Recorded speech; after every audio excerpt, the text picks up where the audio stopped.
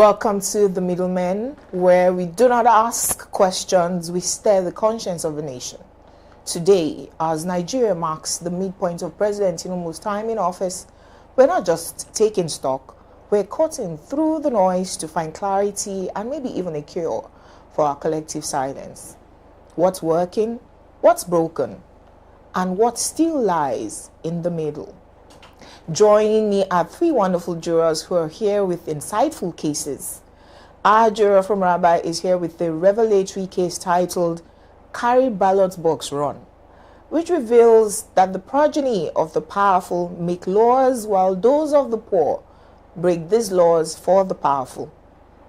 Juror Innocent Adulugba wants to know if the APC governor's early endorsement of President Tinubu for 2027 is a reward for performance or just politics as usual. His case, a question titled, Is the APC governor's endorsement of President Tinubu premature?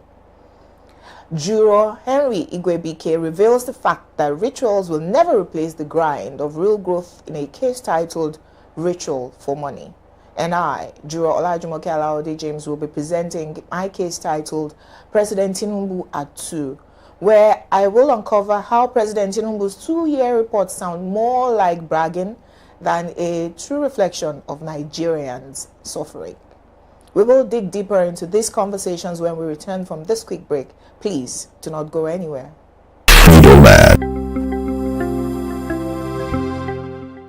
My case, President Tinubu at 2.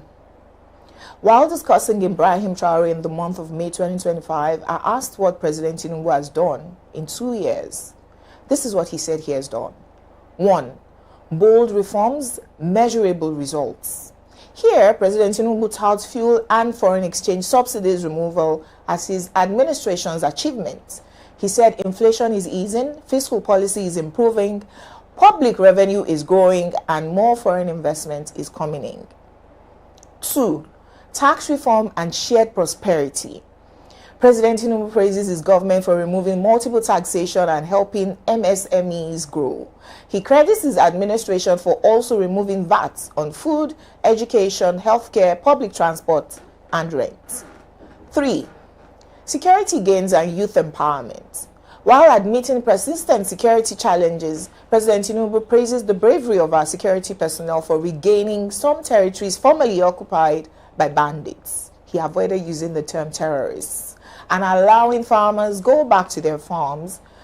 In youth development, he touted youth-focused initiatives under the National Agency for Science and Engineering Infrastructure, including electric vehicle assembly, drone engineering for women, and rapid diagnostic kit manufacturing. 4. Health, education, and infrastructure push. President Tinubu praised himself for more primary health care centers, cancer and dialysis centers, and health insurance participants growing from 16 to 20 million people. He praised himself for student loans, massive road constructions, and off-grid solar power supply. 5. Cultural diplomacy and diaspora engagement. He was more futuristic in this aspect, talking about a landmark Motherland Festival, diaspora bond, and non-resident bank verifications. In which of these have you benefited as a Nigerian citizen? I'll take that again. In which of these have you benefited as a Nigerian citizen? Here's my verdict. The two things I can praise President Tinubu and his cabinet for is living in the bubble and all politicians trying to evade the EFCC running to the APC for cover. I don't even want to compare him to Ibrahim Traore because that would be comparing oranges and apples. Democracy takes time to implement good governance, which dictators implement by fiat and decrees. But President Tinubu praising himself for security while Governor Zulu of Borno State says we have lost more territories to terrorists must be a joke. Removing subsidies that weaken the naira without improving production that would make you self-sufficient, need less foreign exchange, and even earn more from exports is hiding your head in the sand like an ostrich. Praising yourself for student loans that are allegedly fraught with corruption is another level of delusion, while praising yourself for more diaspora inputs because people who japa have to invest more in saving their families back home from hunger is definitely not telling yourself the truth. Using going off the grid, which is only for Aso Rock, by the way, and non-resident bank verifications to praise yourself, is looking for a needle in a haystack. At this point, I may have to consult Rabbi. Rabbi is here. Rabbi, please offer your conversation. Are you done with your case? Yes, I am. Well, the intervention to this is that the president is living in a world of his own. Okay.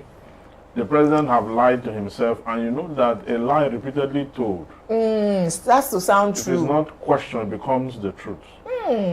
What the president is doing is that he's mocking Nigerians. He knows the truth. He knows he has not performed. He knows that the only project that can be accredited to his name is the Lagos Calabar Coastal Highway. It's the only thing that the government... Have they started, Sha? They've started. Okay. They've gone to a particular point now. They are going to inaugurate the Session 1 upon this scorecard that we have. Okay. So the president's achievement in the last 2 years is nothing to write home about. And I don't know why all over the place, I mean, people are celebrating the fact that he's 2 years in office and that in 2 years he has repositioned the country. I have not seen any repositioning. All I have seen is decline in standard of living. You know, sickness and diseases, poverty at a high rate, cost of living at a very high rate, insurgency, insecurity we're at the crossroad right now. It took a governor, okay, to come out and tell us the situation of things. In his state, pleaded with the president to listen to him and the soldiers, and not the National Assembly members. Not listen to politicians. He was talking. He was indirectly telling the president to stop listening to the National Security Advisor Rubadu, who have no capacity on security, who was only trained on law enforcement, civil defense law enforcement. That's what police does, not security itself. So he knew that appointment was the wrong one. Rubadu is a misfit. He does not have the capacity to intercept intelligence or discover one. And what we have... Which of the president's appointees is not a misfit? Yeah, what we have is a complete downturn. We have not seen any positive thing about this government. Like I said before, is our life better off, okay, now than it was 2 years ago? That's the best way to start this, to benchmark this thing they're talking about. Our life is worse. It's not about the celebration. I learned it to be in Lagos. It's not about the celebration. It's about whether our lives today, were we better 2 years after Tinubu, or we're worse off? We're definitely worse off. So we're worse off. So this government couldn't have, this story couldn't have been that the government have changed our lives, things have improved, and it's a good one. The president is doing the right thing. You did not see that. I reeled out what he mentioned as his own achievements, and he couldn't really pinpoint anything. He couldn't really pinpoint anything. He said the movement of subsidy was anything. Is that an achievement? Anyway, you mentioned a parallel, Traore of Burkina Faso. Short of praising militarism, you could go to Burkina Faso or from the media and see what the Traore is doing. Yeah. So kudos to President Tinubu. He has outperformed all the previous presidents before himself in the abstract. Yeah, because nobody can see. It's only we didn't think that there could be anybody worse than President Buhari. No, President Tinubu is better. He has performed massively in the abstract. A lot of his performances, we cannot see them. Yes, they are in the air. And you see, I had told Henry the weeks leading to today that come today, President Tinubu will read out his own achievements and credit himself very high. But people, Nigerians, will be searching in the afternoon for all of these things he says he has done. One thing is, under President Tinubu, Nigeria's military has been at the lowest. It is under this government, He has weakened everything. that there are circulated videos of Nigeria's glorious military tried, tortured, killed Ew. on open fields. Lots of homes have been rendered husbandless and fatherless. Dialectic to the claims, glorious claims of President. How could he mention security achievements in his achievements? How? I sincerely feel that President Bola Ahmed Tinubu is living in a delusion of grandeur. Ewo. That's what I think he is living in. We actually thought we had escaped the economic gallows of Muhammad Buhari, only to be introduced into the economic concentration camp of Bola Ahmed Tinubu. And you know it's more treacherous to be in a concentration camp. It's better you go through the gallows and know you're over with it than going through the concentration camp. And living there. And living there perpetually. We thought we had a president. Exactly.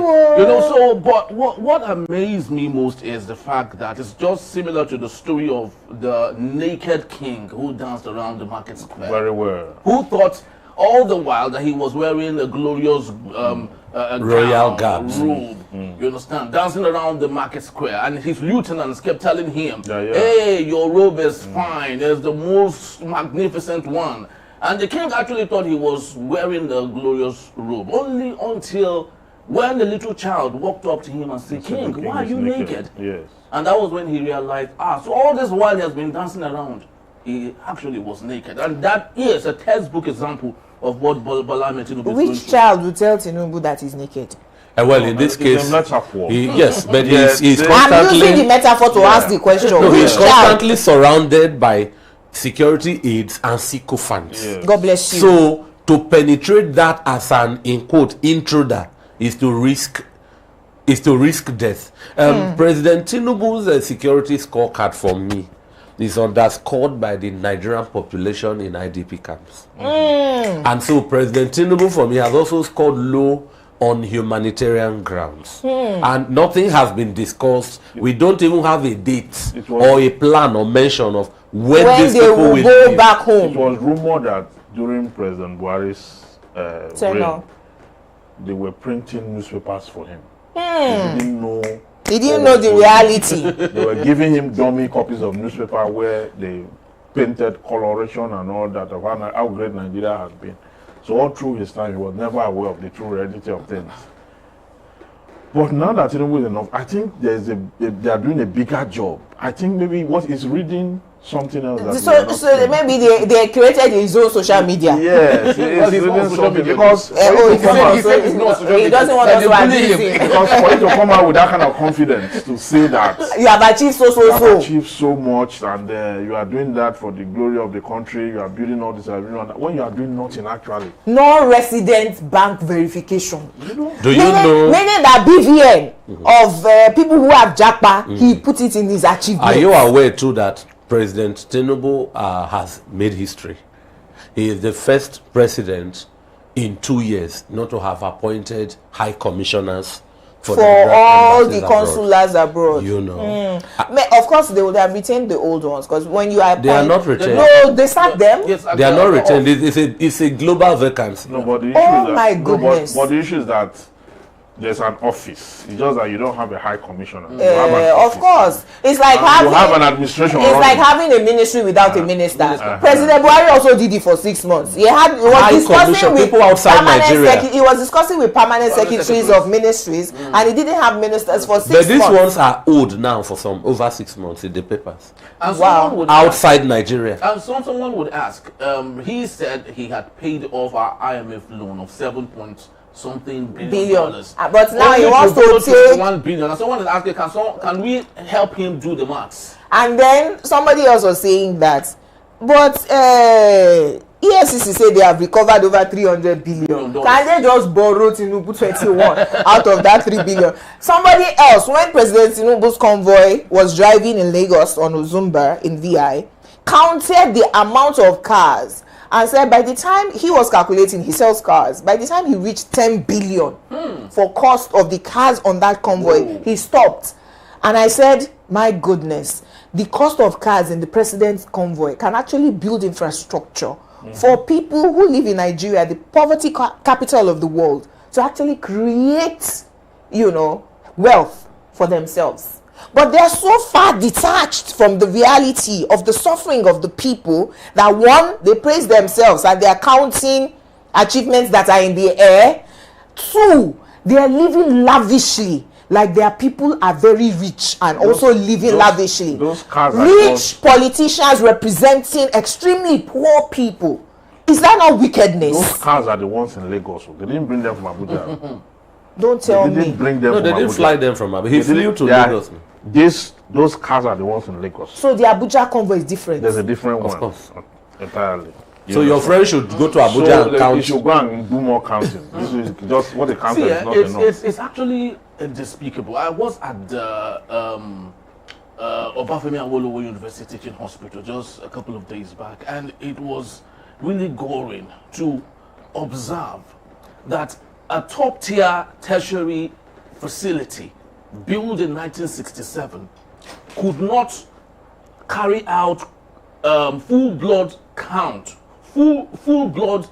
test because there was no electricity. Wow. No. I watched patients asked to go back home because there was no electricity to carry out a simple blood test in a tertiary institution. And This is to the- tell you and the how teaching bad. Did you see And they are both Nigerian generators. students doing WAEC in darkness this week? Writing that. Like 7 p.m., Delta 9 State. p.m., 10 p.m. writing WAEC exams In Delta State, in darkness. Don't like this, you're dead. The cost of cars in our president's convoy in Lagos alone, and he's even celebrating going off the grid. I beg. Let's go on a quick break. When we return, Juror Evans Ufeli will present his case titled "Carry Ballot Box Run." Do stay tuned. We'll be right back.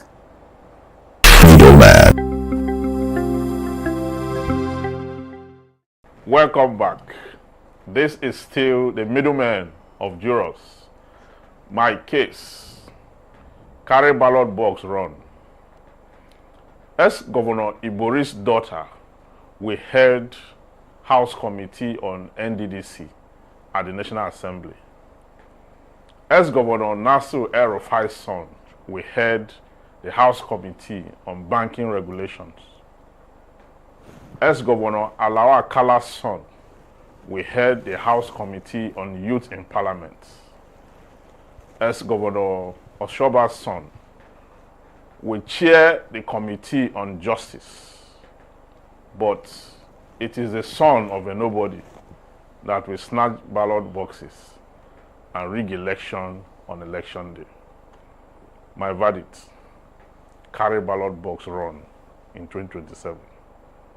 I shall go to Rabbi again.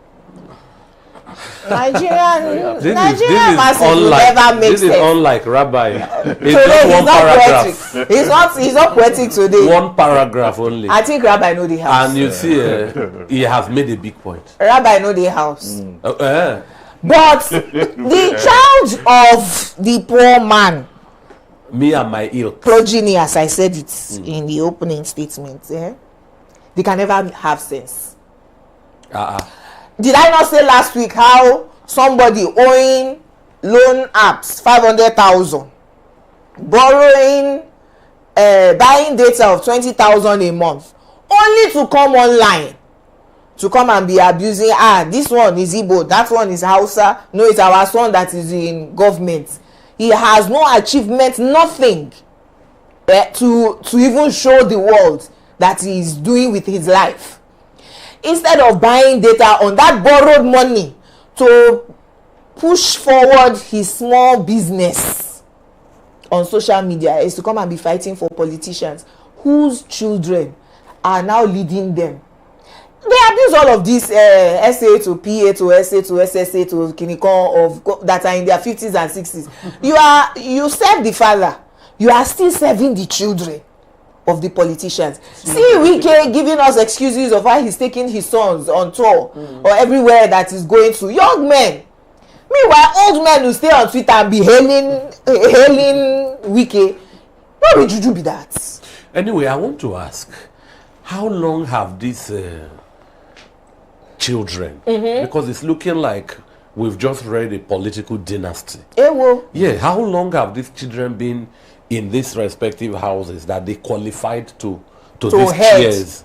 Are they the most experienced? Are they the most capable, or is their parents, their forebears' capacity paying off? That's my own. Well, it's actually rotational. It is not chairing. It's not meritocracy. No, chairing a committee is rotational. You know, that was the issue Natasha had. Rotational from zone to zone. Yes. No. It all depends on where you are. You know, you might be in this committee. This time you get switched to another one. So it all And the turn has just reached this. Maybe it got to them, and there are two layers of politics in the National Assembly. First is the politics to qualify, to win from your constituency. When you win from your constituency and you get into the House, another politicking starts. That is to select principal members. To be in the juicy committees. To select principal members. That politics has to do with influence. That politics, ex-governors are involved, ex-ministers are involved, ex-presidents are involved in that politics. So by the time they throw up the selected few who will head committees, by the time they throw it, the one that has to do with selection and region where you come from, definitely the number 10 man must come from somewhere. If the president is from somewhere, and then if the deputy is Hausa, then the 10 man will come be Igbo or South. So that one is given. Wait, is But that the in one that our has to constitution, or is political parties who do that? The constitution in section 14(3) Yes. talk about inclusiveness. Okay. That you must include all regions. But the one that has to do with heading committees, that one is purely influence and your power, your backbone, who you know. That is why you have the sons and daughters of ex-governors populating that area, because their fathers are involved, their fathers' friends are involved, ex-presidents are involved, the emirs are involved. Everybody is political. Please, can I cite an example? I do not know who the godfather of one boy, senator representing Ebonyi, North Central, right? He's 40, is he 43 or 47? 43. Yeah. This is his first time in the Senate, and he is the chief whip, minority chief whip, or something like that. He's a minority leader. Up to today? Yes. With huge after that infamous collision with Dr. Obieze, no sanction. Nothing. Because he's in support of Senate President Akpabio. Now, what did you say? Of zero nuisance value. So the point I wanted to draw out is we had never heard of him prior to 2023. So that is, we would have thought that was meritocracy, because he's not the son of anybody that we know, and he was not a former governor or anything. No. He's a young man, not too young to run. But what is he using that influence for? He is to be supporting somebody accused of sexual harassment. Is to be looking down from airplane and saying, oh, this place, they need to clear it. So, but what you should know is, we are seeing zinc roof. even though you don't know who is backing, even though you don't know, even though we cannot identify who is backing him, he didn't walk in there alone. Yeah, but the position of a deputy chief whip in the House is not a big deal. No, it's it's not. not a position that people rush in. For beginners, they give them for experience. Minority leader. So that they can But it's from there the Senate president emerged. So what is he learning? Learn the rules of the... No, he's not learning anything. What he's doing is that he's playing eye service. What he's trying to do is to be in favor of the Senate president and the who is who in the House. So maybe they can give him a good committee. So that in so doing, he may end up maybe coming back again. Yeah, definitely. And, you know, that idea he muted at the House of the plenary. Yes. Was it plenary or just the National It's a Assembly? committee. I think it's Senate. It was Senate. Yeah, it was Senate. Yes, he's a senator. You know, was an idea that is so flawed that the Senate president even the senators themselves quickly flung the idea. Yeah, they had to throw it away because what are you trying? What are you saying? That they should go and wipe out a whole village? So does that mean that in his constituency That's an APC person. Yes. The opposition parties, Labour, PDP, didn't have a human being better than him. Well, What did excuse me? What did he say? Carry ballot box. Okay, according to the Carry ballot box. because he has not inspired. Oh God, that's why you are saying it is the children of poor that we carry ballot box for those who wants to get into power. You know, but jokes apart, as much as we laugh at some of these things and look at these people, I think it was Mahatma Gandhi and Hubert H. Humphrey that had this quote together, that the measure of a society is how it treats its most vulnerable. This is a moral crisis in our society, really, and we can see the most vulnerable amongst us are those that are used as foot soldiers to carry out activities of the elite. And this is to depict and show how our society is and how continuously it will be. It is not a good sight. As much as we, of course, chuckle at some of these things that these people do, it is not a good sight, because if you take a look at it in the future, we don't have a society. Okay, but you can be guilty of anything you like in this world, but don't ever be guilty of the Nigerian poverty. The Nigerian poverty is I will never be poor in my life. The Nigerian poverty is not just a temptation. It is in fact, because poor people in Nigeria compete with one another. They compete.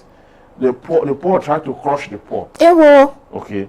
By the time they meet the rich don't want to even see them at all. Okay, so that is why you could have people at the National Assembly, government workers, earning so much, earning up to 20 million per month. Per month. One person.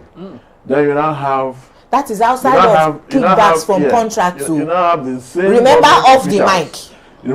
The same government officials will sit in a round table to discuss how 70,000 naira is too much for the average Nigerian. Wisdom! So at the end of the day, what you have is just a bunch of people who are wicked. The Holy Writ says that when the righteous is in power, the people rejoice. Conversely, when the wicked is in power, the people mourn, suffer. So that's exactly what is going on. How shameful is how shameful can it be for you to earn that much and feel that the next person standing before you does not deserve a little more. To earn. And at the end of the day, what you have is that the lack of egalitarianism. Society cannot have equilibrium. In civilized countries, countries like Japan, you see policies on how they are trying that line. They are trying to collapse it. They are trying to collapse it. They are pulling people out of poverty en masse to make sure that line does not exist. It is completely flattened and blurred. But here, we are widening it. Is that not why one boy who was a nobody prior to 2023 will now sit in a plane in 2025 and look out and say, we need to go and wipe out that village. I don't want to see zinc. Anyway, but from what we are discussing, carry ballot box and run, it won't end. It seemed to be well propagated and funded by the government. They call you weaponized poverty. You see, let me just summarize this way. Poor, there are not just the APC, even coming from the PDP. What you see as constituency project is money given to an assembly person. He takes it to his constituency. A list of party supporters are prepared. Then if it is Korokwe buses, fridge, dispatch bikes, grinding whatever machine, they are, the names will be read out. It will now be on TV that Barrister Evans Ofeli went to empower. You wouldn't know who he is empowering. So I've heard people, ordinary, let me know the word ordinary. We discussed it last week. Yes, I've heard I was saying that my senator, when I accused him of not doing any empowerment in my constituent, he's no longer my senator, so if he has gone to Ogun State. his people came back and said, did you not see he did this, he did that? We discussed it last week, and when I found out, he was party loyalist. Yes, a woman I know has been crying. They will put their name. Sorry, now that when her neighbor told her to join the party during the election, she didn't. That woman now went around, canvassed, and was in the ward eye service in people's faces when they gather at their meeting. Oh, she has brought 10 people. And now she has a Korokwe. Yes, so they are giving them Korokwe. Well, give it to women, no. Politicking at the rural, at the grassroots. Give it to Nigerian women. They may not be very effective. Excuse me. Why can't they go for leadership? Why must they be the ones sharing rapper and collecting Korokwe? I think they it's a reward for labor. I'm saying they are more involved at the grassroots level. We are saying the same thing. And they are motivated by the reward of the hustle. If you go to the villages, if you see how serious these women take this political, you will not believe it. When they are going for their political meetings, if you see how dressed with their double wrapper, yes, how they dress, how serious they take this thing, and at the end of the day, when the benefit comes, it should come to them. As Korokwe. Yes, it should come to them. And grinding machine. Until pending when we're able to change the hands of. You know that the people they are giving grinding machines to don't grind pepper. They go and sell it. Yes. The person that they are giving Korokwe and keke to does not ride keke, does not drive Korokwe. They will go and sell it. But what do we think? Sadly, we're thinking about the most vulnerable are those who are, scraping together a living. How about those who are emotionally vulnerable? Look at Cubana chief priest, who is on a kneeling spree. Ewo. Everywhere he goes, that one is looking for hoping. support. Of course, he's vulnerable. Lagos State just shut down his restaurant, so he's vulnerable. He needs the power at the top for them to open his restaurant. And he is ready to steal ballot boxes, metaphorically, yes, just to ensure his that business gets very true. Very true. Okay. Juror Harry Webike will present his case titled "Ritual for Money" right after this break. Don't go anywhere.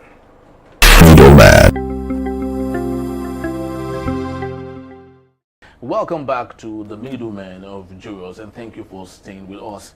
My case, Ritual for Money. Show me a society riddled with poverty, and I will show you a people in that same society immersed in cultural myth, superstition, folklore, unsubstantiated, hypnotized faith and fear. Unlike the Igbo entrepreneurship system, christened Igba Boy, now studied and researched at Ivy League schools abroad, with journals and research papers published on it, with the hope that anyone can replicate and become successful entrepreneurially.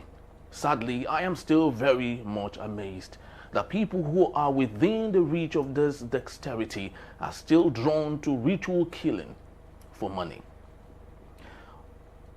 Often linked to beliefs in money rituals, the cultural myth that is totally not scientific.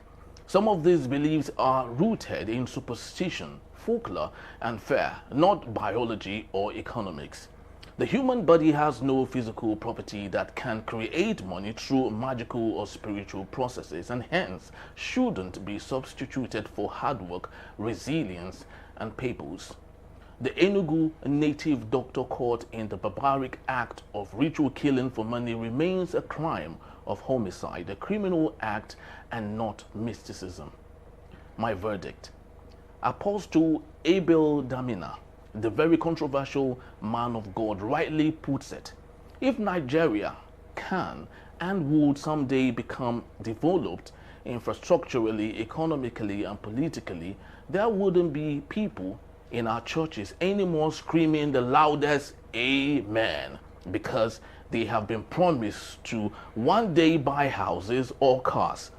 Ideally, these and more are essential amenities available to everyone in developed climes without the loudest amen to own them. See, he was exposed by a 13-year-old that he had kidnapped and was trying to kill, and the girl, her voice was the loudest ever in the neighborhood, shouting, screaming, and vigilantes in the neighborhood, you know, came to her rescue, and she told her story. She was speaking Igbo, so I didn't understand how what she was saying, how she was attracted by him. But I read more on the situation. He has a club of 15 young people. He will tell them, bring 500,000 or 250,000 to join this club, and then bring your girlfriend or bring somebody, and all of them have to bring somebody. He professes to do rituals for them to make them rich. However, the young man who was telling his own story says he only has 100,000 naira in his bank account now, and he couldn't leave because they say either you bring 4 people to join to come and drop 250 each, or you pay 1 million naira. A club of ritualists who are looking for quick money. We have it all over tribes in Nigeria. Harrison, as I was speaking 2 or 3 weeks ago, calls the Yorubas skull miners, because you will find people who still believe in ritual killings also in the Yoruba tribe. I don't know about the Hausas or Northerners if they do such, but again, it speaks to how we've lost the moral value of hard work that we used to have. The Yorubas in the past would say, remember the child of whom you are. Do not denigrate the family name, you know. So you would live an austere life. You would stay in your small corner of the world, you know, as far as you can feed, you know, your family, send your children to school. You're not looking to buy a private jet or own the largest mansions. You can feed your family and send your children to school and maybe afford, you know, healthcare. But now, with the way the Babangida boys started spending oil money, and we made it seem like it is wrong to be poor in Nigeria, everybody started looking for fast money. You will find that we no longer have young people who are looking to learn trades, right? Do plumbing, do mechanic work or anything like that. The technical knowledge, tiling. We import tilers from Togo, right? They are more austere. They are more, we call them laid back in Nigerian parlance, because they are not so driven for wealth or quick. Get rich quick. Get rich quick is the right description. But the Nigerian boys, look, there's Yahoo. Why do you want to go and learn mechanic or tiling or carpentry or tailoring? The young girls themselves, we used to learn tailoring. In fact, once you come out from secondary school, while they are waiting for JAM to jam you, you would go and learn, you know, hairdressing or tailoring or something. We don't do all of those anymore. Everybody's looking for get rich quick. I want to be an social media influencer where you are paying me, you know, millions to just, God bless you, to just come and say, oh, buy this Jumoke hair cream or that's the Jumoke skincare. Everybody is just in a haste. And we must blame leadership, political leadership, our religious leadership, right? The pastor who ought to use his church building for creating employment will convert the warehouse to a church and ask you to come and pray for God to drop money into your pocket. You know, let me come in here. 2 examples I'll give. The political leadership and the church leadership. A reverend father said over a newspaper, I was listening to a newspaper review. Back then, you know, the Buhari government has banned call back for newspaper review. Then people used to call in. I used to know one. This one family, not to Mohammed, one madam. Yes. Yeah. So in the newspaper review, one of the headlines is that a reverend father says they should close down. He wrote an op-ed, a Catholic priest, that they should close down all churches that call on congregation to come to church between Monday and Friday morning to evening, and match those people to look for work. Then weekend, go and worship God. Don't go to church and lie down. That's a Catholic priest, eh? Yes. Don't they do Catholic early morning mass? Morning mass is 30 minutes, 1 hour. You're off. Okay. You know, a mass is a celebration of the Eucharist. Okay. That just, you take your readings for the day and off you go. Okay. If you go to any Catholic church, say 7:30 a.m. They are done.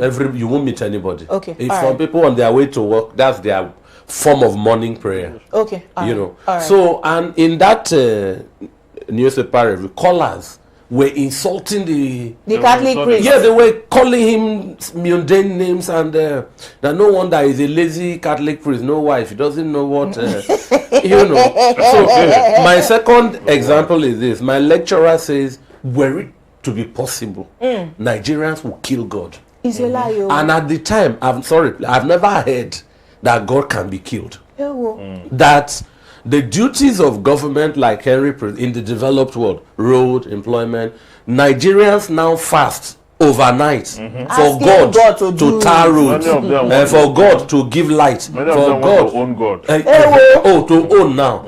You know, so that's where we are. Anyhow, so my case is, I think society degenerated because it allowed itself unregulated. I remember then in the 80s when we were growing up, nobody was talking about becoming rich. We're just growing up. We're playing when we should play. We go to school when we should go to school. We're just living as a human being, as we should just live. Happy community. You life. understand? So then in Kaduna, we're not talking about how to become anything. All of a sudden, we just discovered that people can be very wealthy and oppress others. Then use the money, spray it, get the money from everywhere. As we were going about that, Nollywood happened. Nollywood now brought in money rituals and overblew that ideology, blew it out of proportion. It don't look like this is actually real. From living in bondage, which was the first Nollywood movie. Living in bondage was about blood money. Until the one day they're about to release tomorrow, you have blood money, all the teams and all that. So it became like a national anthem. So when people started going to meet all these Obalawu and all that, to do all that, as that was going on, Yahoo happened. And there's Yahoo Plus. Yes, the Yahoo happened, and when it wasn't paying again, they now did a Yahoo Plus. That Yahoo Plus includes money rituals. Money rituals and kidnapping. Yes. Okay? And so society allowed itself unregulated. Then the parents too, before, the household name is very important. It's like the Holy Grail. You keep it, you protect it. The generation before you kept it and protected it. It is not you that will soil it. It is sacred. But today, even the parents are supposed to be the custodian of that Holy Grail have taken it and given it to pigs. Now, it does not matter whether you are a prostitute or Yahoo. It's your mother that will be saying, she Yahoo, all your friends are doing Yahoo. All the first one of them will tell me that thing other people are pressing. Why can't you go and press money out from it? Then they started HK. Women will take their children and go and register them. In Benin, they have an association of Yahoo women, Yahoo boys mothers. Yes. Is it registered with the corporate affairs? It was in the news now. Yes, you see, complain about it then. Association of Yahoo boys mothers, something like that. So we have our value, our whatever it is all gone, eroded. So now we're just living. Is there a solution inside? The solution would be to reorientate the Nigerian entity, the Nigerian person, the child. The solution is not for those who are spent. It's for those who are coming. And our own generation is spent too. The one coming, the ones coming. But unfortunately, the ones coming, they are not as strong and resilient as our generation. Well, because our generation is the most unfortunate generation in Nigeria. Those born in the 80s, the early 80s, we served our parents and we came back to serve our children. Yeah, anyway, because at that time, it is fashionable that you must do everything to make sure that the home front is okay. Okay? Then in the long run, when you leave the house, you got married, you're not giving birth to the generation coming after the Alpha generation. They are very emotional. Those ones are very weak. They have mental health issues. Yes, they have chest issues. They have every issue. You don't need to abuse them. If you just abuse them, oh no, mental health. Oh my mental health. I'm thinking. My days there was no mental health. Part of the problem may also have been caused by Nigeria's political class. People I put it at their table. I put it at their door. That you voted for in March if you see them in June, they are You making. can't be collecting 20 million. Wait, now they are making triumphal entry. 2 months. Yes, now. You change in 2 months. You're not changing So- 2 so- months. 40 million in your kitty. What do you mean? 2 months is too far. So when you see these, Once they give you the first 20 million, you're already pricing the house in Abuja. Before you complete that 20 million or 2 months is not part of the largesse. There are other rackets. I mentioned it now that when you enter juicy committee, like NDDC committee now, they were probing what was happening, and the chairman was already pointing fingers. Now they collect the contract, so minus your salary and wardrobe allowance and car allowance and everything allowance, So newspaper allowance, you will still come and they get hardship they allowance. get hardship allowance. So that you have taken when Amechi became minister, he was saying to Buhari that the least rent that he saw in this Abuja is 4 million naira. He's going through hardship. Okay, so where I'm landing is, it now puts pressure on, like you said, an average happy family. You know, there is an unspoken oppression, like I better pass my neighbor. like a parent is not trying. True. And a child unspokenly, unintentionally begins to compare his parents to the other with the other man who got elected which day, or you and my mate supporting a politician. They are no more at this level. True. They've gone. Very true. All in all, I will say that the faults of children are the failings of parents. I agree. From where I sit, I might be wrong. No, you're not. Where I'm saying I might be wrong, but I don't believe there are Gen Z children. Like Barrister Evans just said, we served our parents. Why can't we create a structure for our children to serve you? Yes. So you in my father. Sorry, I will handle families too. Yes. Where they have defined. Yes. In my time, if I get home with one pencil that is not mine, I can get 6 strokes of the cane. Yes, as an under 10. But you see, a child. I was watching an interview on one of the TV stations. The girl says she works at a filling station. Her salary is 23,000. A woman was asking her, buying fuel, and the girl had the phone. How much is this one? Is it 350? Jesus. Who do you live with? Say my mother. So you take 23,000, you use a phone that grosses your annual income and sleep peacefully without your mother. So the balancing, the government has their own, the family has their own. This one sleeps with her mother. There was an 18-year-old or 19 talking about she moved out when she was 17. She's been living with her boyfriend for 2 years.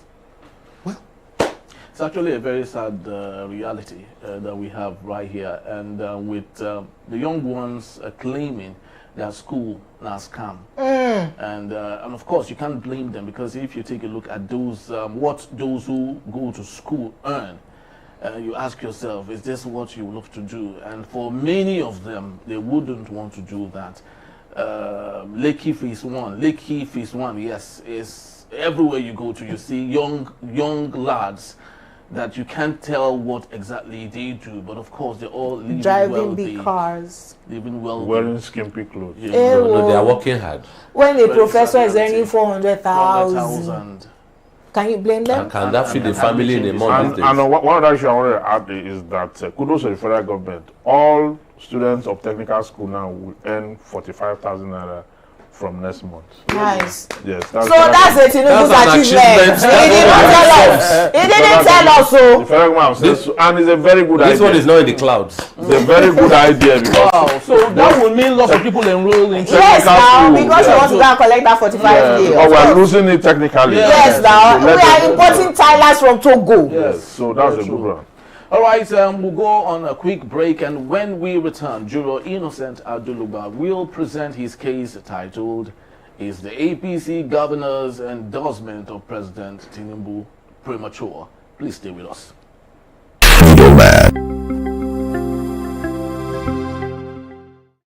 Thanks for still being here with us on Enterprise TV, holding the tradition for truth.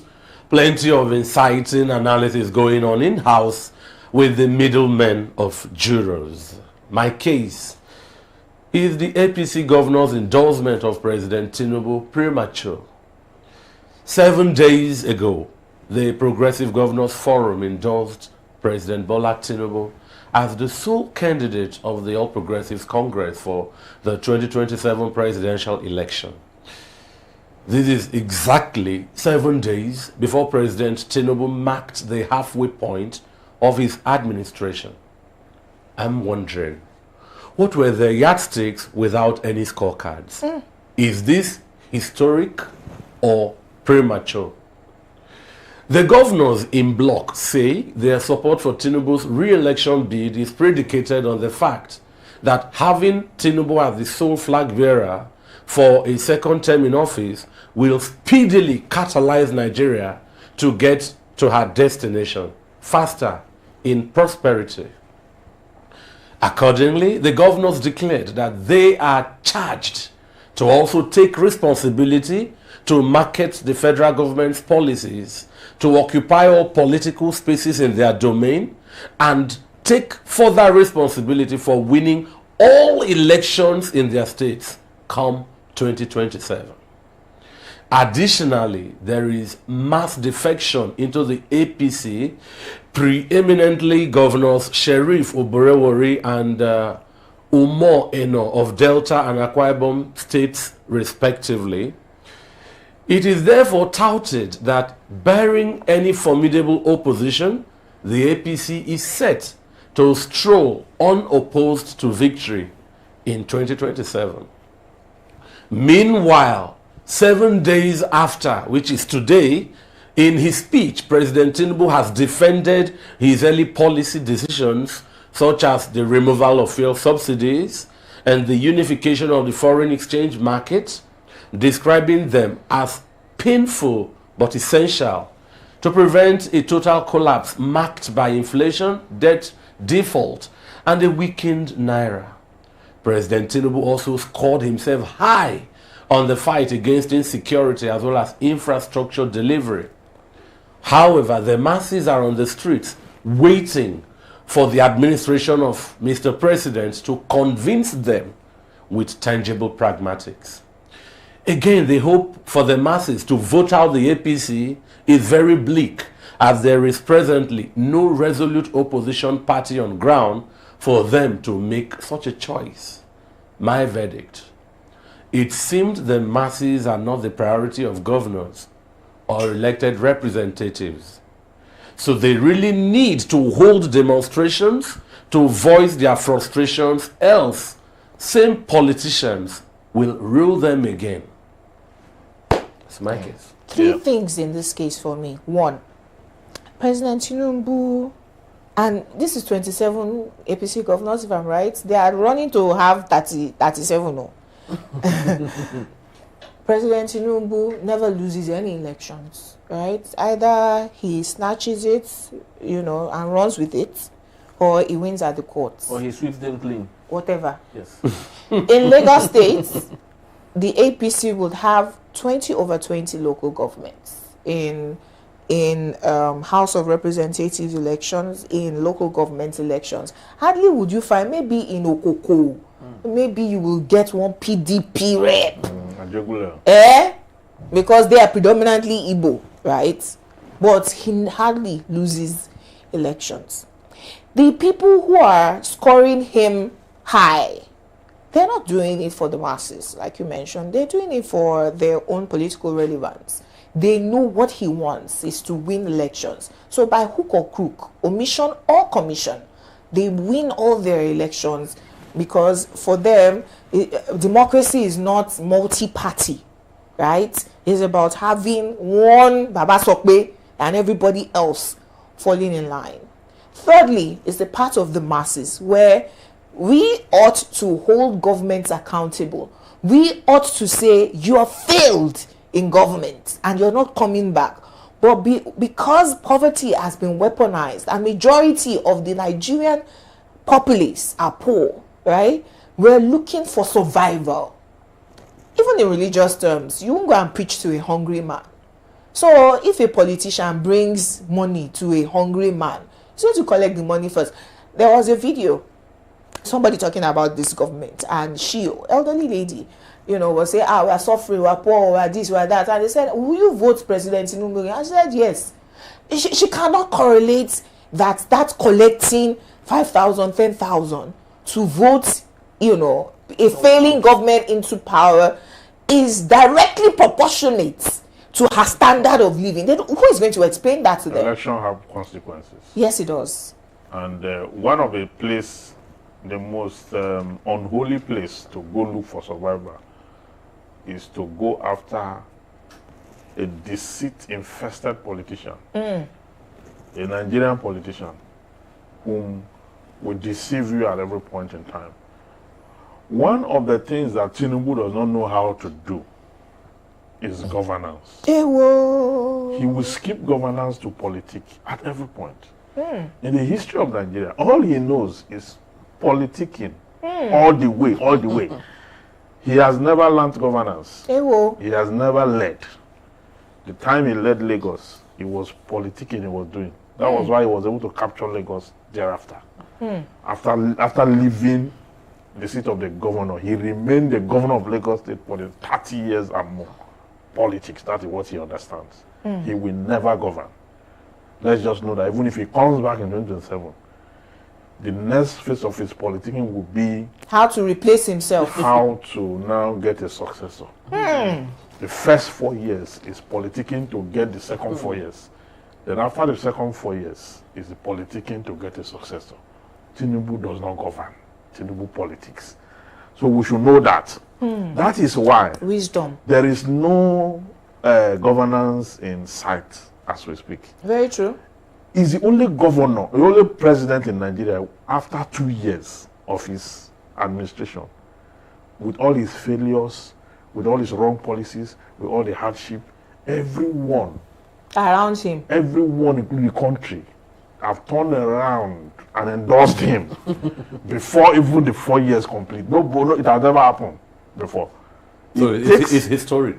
Yes. Yes, it takes a political machine to, because if you are governing, you won't really have time for what is going on. If you go to Abuja, everywhere is campaign 2027. There's nothing, everywhere is billboard. Even in Lagos, they started in Lagos now. The billboards are coming up in Lagos gradually. Okay, so he's been politicking. That's just what he's doing. At the end of the day, look at. No wonder he saw nothing wrong with Buhari's 8 years. He didn't, yeah, because look at where we are now. Governors are pulling out from their political party and joining ABC. Everybody's hailing him with the suffering in the land. He has used propaganda, he has used politics, he has used all kinds of tactics. Okay, to make sure that now he's penetrating the southeast gradually. Organize Ndibo has endorsed him for 2027. You understand? Because even when Organize Ndibo have the opportunity to not to throw that thing away, using now the cannot to negotiate it, they threw it away to him. They left there. So it's just the southeast. They've been unfortunate with their governors. I'm so sorry. Continue that, I'm sorry, and that is very unfortunate because by the end of 2026, maybe the whole country, maybe by then we'll have one political party. Yeah, because as we speak now, you know, Innocent in his case mentioned that there's no viable opposition in, because if you ask the members of Labour Party why they are having this leadership tussle, they will point at the president. Yes, very, very true. They will point at the president. Yes, and I remember in Abuja when he was being endorsed by parliamentarians, one key thing he said there, I just said it when you were opening. He said, sweep them clean. Sweep them clean. And there's this African adage that says when a young lad, you know, is being led by his father to rob, the morale is there. That motivation is more than he would ever have imagined. So instead of knocking on the door of someone he wants to steal, he uses the leg and wants to kicks break down it because the door. The father is behind him. And that is what we see today. I was reading through where Ojus Okalu, the convicted but whose sin was, of course, forgiven. Once he joined the APC. Yes, once he joined the APC, said that since 1960, that President Bola Ahmed Tinubu is the most courageous president who removed subsidy. Did you see Kalu's, you know, you people wear red chieftaincy cap? He was in full red. Full regalia, yes. With Tinubu 2027. Yes, exactly. And that was when he said that we are used to paltry sum, so that Tinubu is there to make us work harder. So the people Ojiuzo Kalu represents from Abia, as their rep, is that their message? Well, ask the people that Akpabio represents, because Akpabio has or had an EFCC case of amassing wealth accruable to the people of Akwa Ibom.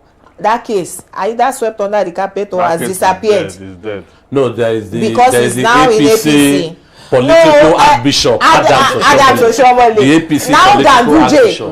aka Gandolas. No, that's their political imam. Okay. Depending on the. They will just put their hands on you and your EFCC case disappears. But you see, the issue is we're not holding the politicians accountable for the things they're doing in power.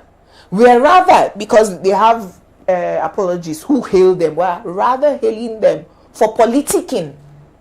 So regardless of what happens in your daily life, you cannot buy bread, egg is out of reach, people are failing jam, we are writing WAEC in the dark, you cannot go from Lagos to Abuja without the fear of terrorists kidnapping you. The president comes to reel out his own achievements, glorious ones, and is mentioning far-fetched things from the air. Yes, like non-resident bank verification, diaspora bond, traditional festival, all sorts of funny things, and you wonder what's really happening in Nigeria. Okay, so look at it this way. Why are you and I not on the streets demonstrating? Before the president got to that full midterm, so we can assess him, a group, representatives of the people elected, have already declared him pass. Yes, you know, I'm pass mark, whereas the people they represent are groaning. So what they did is a misrepresentation of who the president is.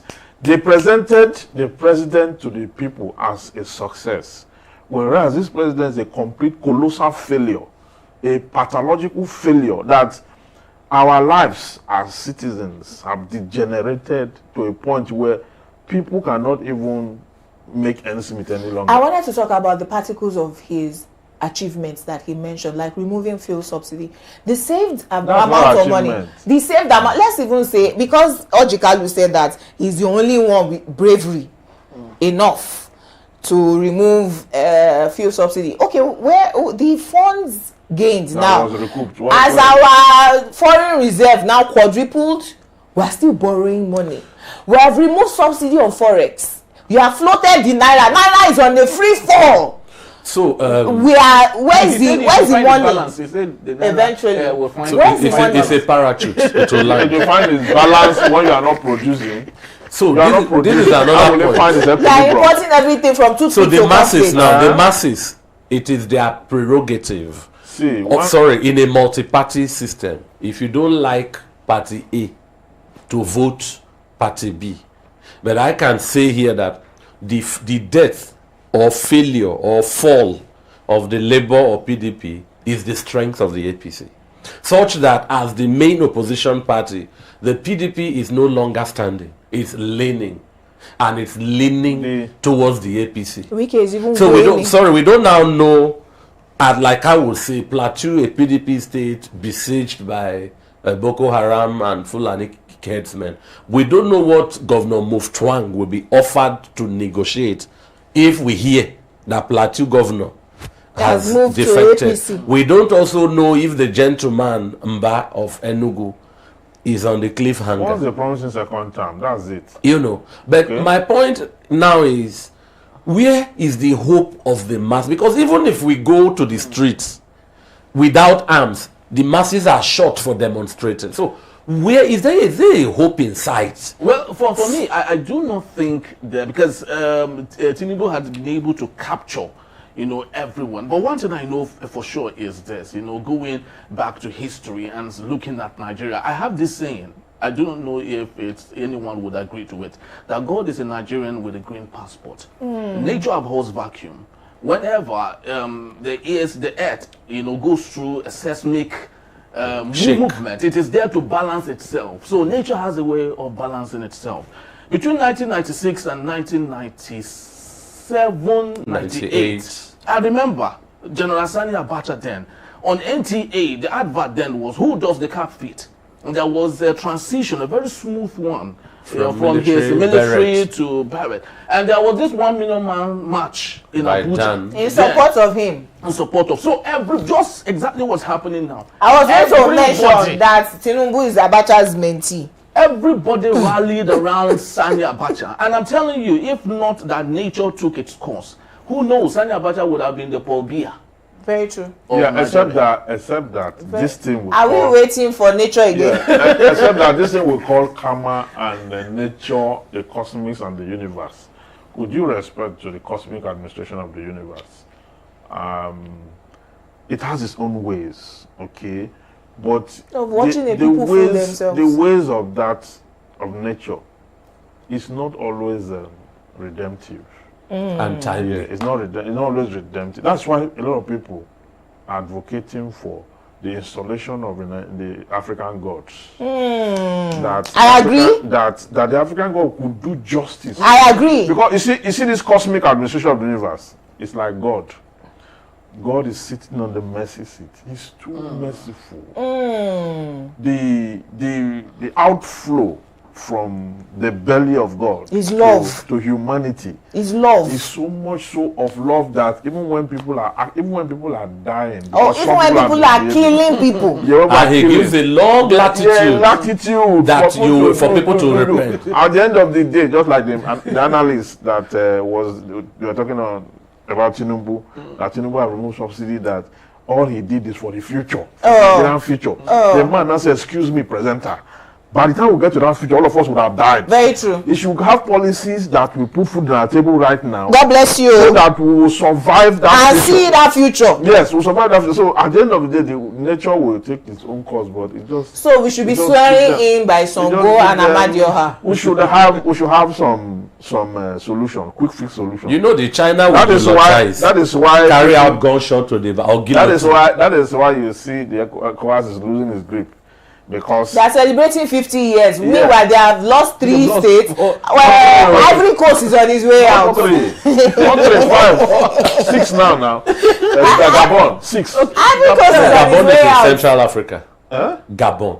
It's in Central Africa. It's in Central Africa. Okay. Now you've had like we have 6 away now. Yes. We have Burkina Faso, Niger, Mali, Cote d'Ivoire. And which other one? And more leaning to other. So is President Tinubu a distraction to ECOWAS? Or is ECOWAS a distraction to him? Because with the Nigerian emergencies. Thanking David Undeyin for exposing that President Tinubu was covertly going to go to Niger and fight a war that Nigeria was not ready for when they left, when the military took over there. He's now celebrating 50 years of ECOWAS while losing some states in Lagos State. I say that he just self-delusion. I think he should have done his first 4 years. Which I will tell the king that is dancing naked now. No, you have to go through. There's no child in this case, because even the child that she says to is poor. Yes, so on his way they will make him rich. He will rather use that opportunity to tell the president to give him money. He's been giving biscuit. Didn't you see the video? And he's going to run with it. Didn't you see the video? Introducing everybody in his gang. He said, "These are your boys. They are APC members." That's what the video said. These are your boys, sir. Even though he is PDP. You understand? So at the end of the day, it's the Soludo wisdom. At the end of the day, who's going to tell the king anything? This particular king have his way. He has a way of pulling people around. You know how much he spent to get everybody singing his praises? You understand? He's spending so much. He's giving out a lot. Politicking. Yes, that is his way. The money that they are supposed to use to provide governance for us. Yeah, they will not do that. Okay. All of this summarized tells the story of Nigeria with this current administration. Enterprise TV wishes Nigeria and the government a happy mid-term anniversary. President Bola Ahmed Tinubu, you are on the threshold of glory to emerge as Nigeria's best ever president.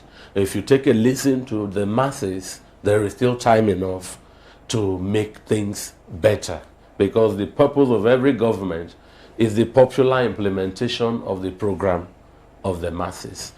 This is where we'll leave it today. Remember, if we don't speak up, we are just background noise in the symphony of silence.